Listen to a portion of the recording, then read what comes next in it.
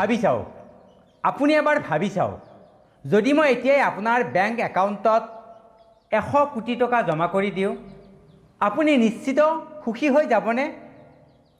এতিয়া আন এটা প্ৰশ্ন, যদি সেই 100 কোটি টকা থকাৰ পিছতো আপোনাৰ মা দেউতা নাথাকে, আপোনাৰ সন্তানে আপোনাৰ লগত কথা নাপাতে, আপোনাৰ জীৱনসংগী আপোনাক এৰি যায় আৰু ৰাতি শুই থাকোঁতে আপোনাৰ চকুত টোপনি নাহে, তেন্তে সেই 100 কোটি টকাৰ মূল্য কিমান?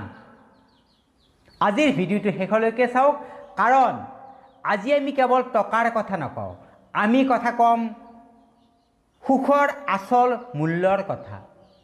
এই পৃথিৱীত এটা প্ৰশ্নৰ উত্তৰ আজিলৈকে কোনেও স্পষ্টকৈ দিব পৰা নাই।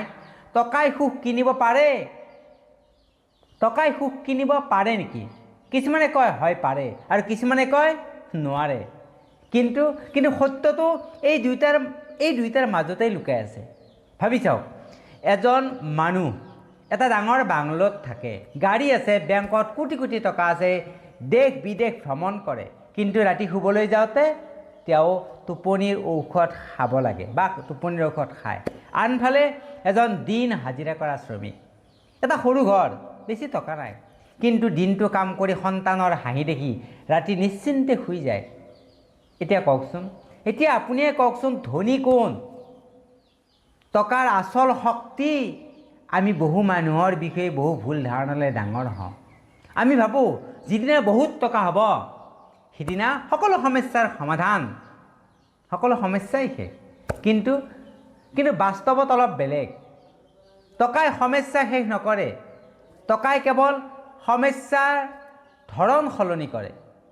গৰীব মানুহে চিন্তা কৰে কালি ভাত কেনেকৈ যোগাৰ হ'ব, ধনী মানুহে চিন্তা কৰে নিজৰ সম্পত্তি কেনেকৈ ৰক্ষা কৰিব। চিন্তা দুয়োৰে আছে, কেৱল চিন্তাৰ বিষয়টো বেলেগ। টকাই কি কিনিব পাৰে? হয়, টকাই এটা ডাঙৰ ঘৰ কিনিব পাৰে, কিন্তু ঘৰখনক পৰিয়াল বনাব নোৱাৰে। টকাই দামী ঘড়ী কিনিব পাৰে, কিন্তু এটা মুহূৰ্ত সময়ো কিনিব নোৱাৰে। টকাই দামী বিচনা কিনিব পাৰে, কিন্তু গভীৰ টোপনি কেতিয়াও কিনিব নোৱাৰে।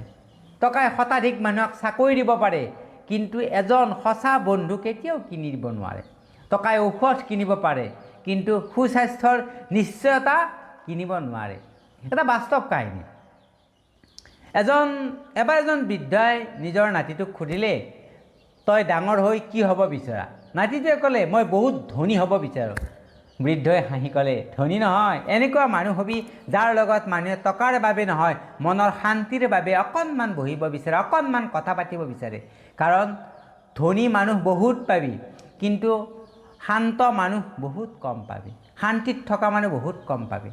দৰ্শকৰ বাবে এটা প্ৰশ্ন, এতিয়া মই আপোনাক এটা প্ৰশ্ন সুধিব বিচাৰিছোঁ, যদি আপোনাক এটা বাছনি কৰিবলৈ কোৱা হয়, আপোনাক অসীম টকা কিন্তু অন্তৰত অশান্তি, নাইবা সীমিত টকা কিন্তু সুখী পৰিয়াল, সুস্বাস্থ্য আৰু মনৰ শান্তি, আপুনি কোনটো বাচিব? এতিয়া হয়তো কিছুমানে ভাবিছে তেতিয়াহ'লে টকাৰ কোনো মূল্য নাই নেকি? নহয়, এনেকুৱা কথা মই কেতিয়াও নকওঁ, কাৰণ টকা নথকা মানুহেই টকাৰ মূল্য আটাইতকৈ বেছি বুজে। টকা থাকিলে ভাল চিকিৎসা কৰিব পাৰি, সন্তানক ভাল শিক্ষা দিব পাৰি, মাক দেউতাকক যত্ন ল'ব পাৰি, সপোনবোৰ পূৰণ কৰাৰ সুযোগ পাব পাৰি। অৰ্থাৎ টকাই সুখ কিনিব নোৱাৰে, কিন্তু সুখী হোৱাৰ বাবে বহু সুবিধা সৃষ্টি কৰিব পাৰে। এইটোৱে আচল কথা। সুখ ক'ৰ পৰা আহে কেতিয়াবা ভাবিছেনে? গৱেষণাই দেখুৱাইছে মানুহ দীঘলীয়া সময় সুখী হৈ থাকে যেতিয়া তেওঁ জীৱনত সঁচা সম্পৰ্ক থাকে, সুস্বাস্থ্য থাকে, জীৱনৰ এটা উদ্দেশ্য থাকে, তেতিয়াই মানুহ সদায় সুখী হৈ থাকে আৰু মনত শান্তি থাকে। এই চাৰিটা বস্তু পৃথিৱীৰ কোনো বেংকত জমা কৰি ৰাখিব নোৱাৰি। এটা সৰু কাহিনী কওঁ। এজন কোটিপতিয়ে এজন সাধুক সুধিলে, মোৰ ওচৰত সকলো আছে, তথাপি মই সুখী নহয়, কিয় মই সুখী নহয়? তেতিয়া সাধুজনে হাঁহি এটা মাৰি কৈছিল, এটা খালী গিলাচ তেওঁৰ হাতত দিলে আৰু ক'লে, ইয়াত পানী ভৰাই লোৱা। তেওঁ পানী ভৰালে। সাধুজনে আকৌ ক'লে, আৰু অকণমান ভৰাই দিয়া। তেতিয়া তেওঁ ক'লে, এতিয়া আৰু ইয়াত পানী নধৰে। সাধুজনে পুনৰাই ক'লে, তোমাৰ জীৱনটো ঠিক এনেকুৱাই। যেতিয়া প্ৰয়োজনতকৈ বেছি বস্তুৰে জীৱন ভৰাই দিয়া হয়, তেতিয়া শান্তিৰ বাবে ঠাই নাথাকে। জীৱনৰ আটাইতকৈ ডাঙৰ ভুল হ'ল আজিকালি বহু মানুহে ভাবে আৰু অলপ টকা হ'লে মই সুখী হ'ম, এইখিনি টকাৰে মই নোৱাৰিছোঁ, আৰু অলপ টকা হ'লে মই সুখী হ'ম। কিন্তু সেই আৰু অলপ শব্দটো কেতিয়াও শেষ নহয়। 10 লাখৰ পিছত 1 কোটি লাগে। 1 কোটিৰ পিছত 10 কোটি লাগে, আৰু তাৰ পিছতো আৰু লাগে। মনত একেটা অনুভৱ আৰু অলপ। লোভৰ কেতিয়াও শেষ নাই। কিন্তু সন্তুষ্টিৰ আৰম্ভণি আছে। লোভৰ কেতিয়াও শেষ নাই। আচল ধনী কোন? আচল ধনী সেইজন নহয় যাৰ ওচৰত আটাইতকৈ বেছি টকা আছে। আচল ধনী সেইজন যিজনে যি আছে তাৰ বাবে কৃতজ্ঞ হ'ব জানে। যাৰ ঘৰখন সৰু হ'ব পাৰে, কিন্তু হাঁহি ডাঙৰ। যাৰ বেংক বেলেঞ্চ কম হ'ব পাৰে, কিন্তু হৃদয় ধনী। এদিন যেতিয়া আপোনাৰ জীৱনৰ শেষ দিনটো আহিব, তেতিয়া কোনেও আপোনাক নুসুধিব আপোনাৰ বেংক একাউণ্টত কিমান টকা আছে বা আছিল।